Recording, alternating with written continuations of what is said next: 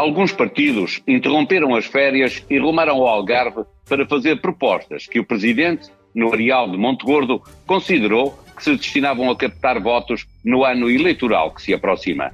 Miguel Sousa Tavares olha para estas iniciativas de verão como sendo definidoras daquilo em que se transformou Portugal, numa indisfarçável nostalgia sobre o que podíamos ter sido e todos sabemos que nunca iremos ser. No ponto 2 do texto deste fim de semana, o cronista retoma a guerra da Ucrânia para dar conta que, passo a citar, a maioria das referências nos mídia a think tanks em artigos sobre a guerra provém de instituições cujos financiadores lucram com as despesas militares dos Estados Unidos, com a venda de armas e, em muitos casos, diretamente com o envolvimento dos Estados Unidos na guerra da Ucrânia. Eu sou o Paulo Baldaia, a sonoplastia deste episódio é de Salomé Rita.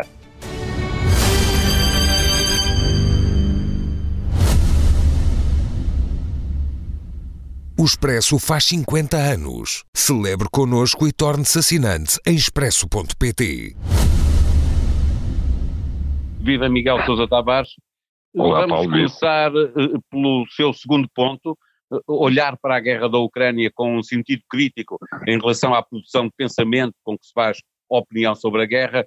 Falta transparência sobre o financiamento dos think tanks anglo-saxónicos que fazem referência sobre a guerra na análise que se vai fazendo na comunicação social portuguesa, é isso? Paulo, esse é apenas um dos lados daquilo que eu considero que desde o início tem sido uma cobertura unilateral e parcial sobre a guerra da Ucrânia, do ponto de vista da NATO, do ponto de vista do Ocidente, do ponto de vista europeu, inclusive do ponto de vista português. Acho que a informação tem estado distorcida e em grande parte porque, de facto, os pensadores, analistas internacionais, muitos deles estão ligados a think tanks. O que eu faço agora é citar um estudo que saiu nos Estados Unidos, de uma instituição prestigiada americana, que diz que os 10 maiores think tanks americanos ligados à defesa e à política externa, todos eles, os 10 maiores, todos financiados por indústrias da defesa americanas, indústrias públicas e privadas. Isso significa que as opiniões não são livres, obviamente. Significa que as pessoas que produzem aquelas opiniões dentro desses think tanks, ao produzirem informações favoráveis à guerra da Ucrânia, sabem que estão diretamente a contribuir para o envolvimento dos Estados Unidos na guerra e para a venda de armas dos Estados Unidos à Ucrânia. Portanto, os seus financiadores lucram com as opiniões deles e as opiniões deles servem os financiadores desses think tanks. Ou seja, não estamos perante opiniões livres. E essas opiniões depois são abundantemente citadas na imprensa ocidental como sendo provenientes de gurus cuja autoridade moral na matéria está acima de qualquer suspeita, o que não é verdade. E isso significa então que além de falta de transparência, mesmo que inadvertidamente, a maioria da opinião que vai circulando na imprensa anglo-saxónica é ela própria adulterada pela necessidade do negócio que se vai fazendo à volta das armas nesta guerra? Sim, significa isso mesmo. Aliás, quer dizer, eu não conheço nenhuma guerra em que por trás não haja ninguém a ganhar muito dinheiro com ela e quem ganha em primeira linha são os que vendem armas para a guerra. A guerra da Ucrânia tem sido um extraordinário negócio para os vendedores de armas, ao ponto da Europa ter secado as munições e dos próprios Estados Unidos já terem que estar a ratear o fornecimento de armas à Ucrânia, porque em 16 meses de guerra o que se tem gasto de munições só do lado ocidental tem sido uma coisa brutal, e do lado russo suponho que exatamente o mesmo. A contraofensiva ucraniana não está a corresponder às expectativas que estavam criadas pelos aliados de Kiev, é uma razão acrescida para se falar mais de paz. Mas eu pergunto, se as duas partes diretamente envolvidas na guerra não querem seguir esse caminho, quem é que os pode obrigar? Bom, eu acho que não querem, porque até agora ambas as partes acreditaram, primeiro a Rússia, depois a Ucrânia, que poderiam vencer a guerra. A partir do momento em que a guerra chega a um impasse, é óbvio que a palavra paz vai começar a ser, se não falada, pelo menos meditada por ambos os lados. E então aí é preciso que apareçam interlocutores terceiros que consigam mediar entre as partes e fazer ver que a continuação da guerra não interessa rigorosamente a ninguém. Esse papel deveria caber à Europa, não apenas porque a guerra se trava na Europa, não apenas porque tem, historicamente, intermediária entre os Estados Unidos e a Rússia, e isto é uma guerra entre os Estados Unidos e a Rússia por interposta a Ucrânia, mas também porque a Europa é quem está a ser mais prejudicado economicamente com esta guerra. Miguel, mudemos de assunto. O tema principal do seu texto esta semana, a descida até ao Algarve de vários dirigentes partidários, é uma perda de tempo para eleitos e eleitores, na sua opinião? Não, é um ritual da nossa democracia ou da nossa vida política, que eu acho que é um ritual, eu chamo-lhe nostálgico, mas também poderia chamar ridículo. É como aquelas coisas no Natal, aparecem sempre os mesmos filmes, os 10 Mandamentos, o My Fair Lady. Sozinho em casa. Sozinho em casa, as músicas de Natal, o Coming Home for Christmas, o This Christmas, aquela do Bryan Adams, agora não me lembro, This Christmas I Gave You My Heart. Bom, sempre as mesmas músicas, sempre os mesmos filmes. E nós chega ao verão e temos sempre a mesma coisa, lá vem os cursos de verão do PS, do PSD, lá vem o acampamento do Bloco de Esquerda, lá vem a festa do Avante, e antes disso lá vem o PSD com o chão de Lagoa na Madeira e com o Pontal. O Pontal então parece que é assim uma coisa mítica e mágica, e como estamos na silly season, a imprensa também não tem muito mais temas para cobrir além da guerra da Ucrânia, temas de política nacional não tem muito mais, lá vai tudo em romaria para o Pontal, de onde se espera sempre grandes revelações ou líderes que saiam ressuscitados, líderes moribundos ressuscitados ou líderes triunfantes que ainda saiam mais triunfantes ou intrigas palacianas e tudo trocado por miúdos, dali não sai grande coisa de facto. E já houve pontais míticos nos tempos de Cavaco Silva, aquilo era quase uma romaria dos fiéis de Cavaco Silva para serem entronizados e que não estava lá, estava arrumado.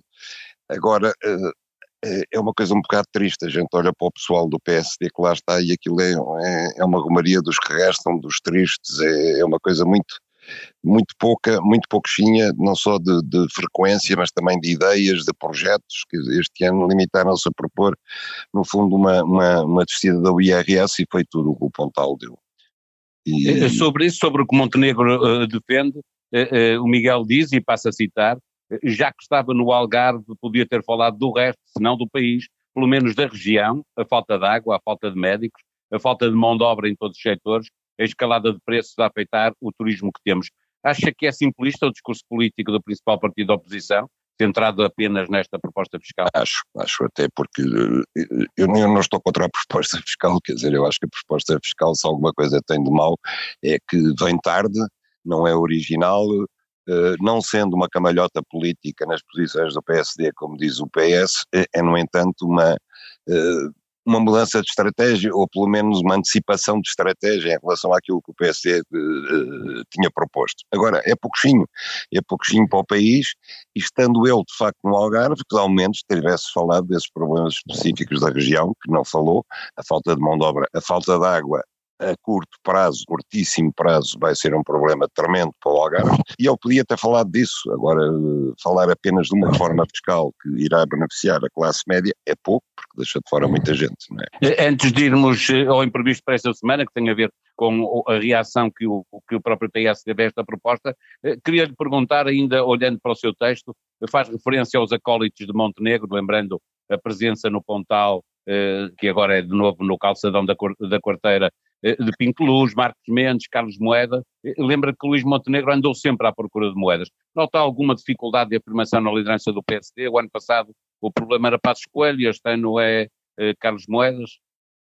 Bom, há uma diferença. Eu acho que no ano passado ele estava um bocado temeroso da presença de Passos Coelho, enquanto que este ano ele estava ansioso pela presença de Moedas, porque acha que Moedas está na moda de cima, capitalizou com as jornadas de juventude em Lisboa e, portanto, Moedas era um trunfo para ele exibir, enquanto que ano passado Passos Coelho era mais alguém que ele temia, e ele não queria ver Passos parte dele para colher os lucros sozinho, os louros sozinhos do povo, não é? E agora queria ter Moedas junto de si para dizer comigo, Moedas está ao meu lado, não é? E, portanto, são coisas diferentes. Passos Coelho este ano primou pela ausência e, portanto, Montenegro esteve mais à vontade. Era indiscutivelmente, não havia ali dois número 1, havia só um número 1 e Moedas passou a número 2. Imprevisto para esta semana, não estava ainda abordado no seu texto, mas ainda há pouco falou sobre isso. A resposta do PS a estas propostas do PSD para mexer no IRS, nesta corrida fiscal anda tudo às cambalhotas? Anda tudo atrás da classe média, o prometem que andam atrás da classe média, prometem que vão descer impostos. Agora, eu acho que a resposta do PS foi a um tempo desastrosa, nervosa e ao mesmo tempo foi reveladora. Foi nervosa porque claramente o PS foi apanhado no seu próprio discurso. O PS anda há muito tempo a dizer que está preocupado com a classe média, que vai descer impostos e tudo, e não desce impostos, não só não os desce, como longe da sua ideia de ter os impostos extraordinários que nós temos desde o tempo da Troika, que eram provisórios, eu lembro apenas 2, o adicional sobre o IRS, o adicional de solidariedade, que recai sobre os dois principais escalões do IRS, e o célebre imposto de mortágua, que é um adicional ao IMI, absolutamente disparatado, não é? E que continua lá, e vai lá ficar para sempre. Mas além do PS demorar a descer de facto o IRS, e atenção que o PS nem sequer adaptou, o governo nem sequer adaptou os escalões de IRS à inflação, o que quer dizer que de facto subiu o IRS, porque os escalões se não sobem juntamente com a inflação, o imposto está a subir, como é lógico, não baniu os impostos extraordinários do tempo da Troika, que eram para ser provisórios. Mas a reação do PS tem uma coisa muito reveladora, é que o PS veio dizer que, ao contrário do que diz o PSD, sendo verdade que o governo tem colhido um excedente orçamental, um excedente de receitas por via da inflação, 4,6 mil milhões de euros, o governo também o tem distribuído. Portanto, o governo não tem ficado com o dinheiro para ele, o governo tem distribuído. Ora, isto é revelador daquilo que vai na cabeça dos socialistas. E então qual é a filosofia dos socialistas? Os socialistas dizem que, sim senhora, o governo ganha muito dinheiro com a inflação, tem arrecadado muito mais do que aquilo que estava orçamentado e esperado, simplesmente nós redistribuímos isso, nós demos 125 euros a cada família, etc. Ou seja, a filosofia do governo é a seguinte: estamos cheios de dinheiro, não vamos baixar impostos. Nós recebemos o dinheiro e depois distribuímos parte dele pelas pessoas. Isto é a filosofia da assistência. É um defeito tipicamente socialista do mal socialista. Isto cria dependentes eleitorais, cria uma classe de dependentes eleitorais, mas de facto não ajuda a economia do país, não liberta recursos para as pessoas nem para as empresas e é tipicamente um raciocínio socialista que, a meu ver, está completamente errado. Bom fim de semana, Miguel. Fecha aqui o podcast de Miguel Sousa Tavares, Viva Voz. Bom fim de semana para todos. Igualmente, obrigado.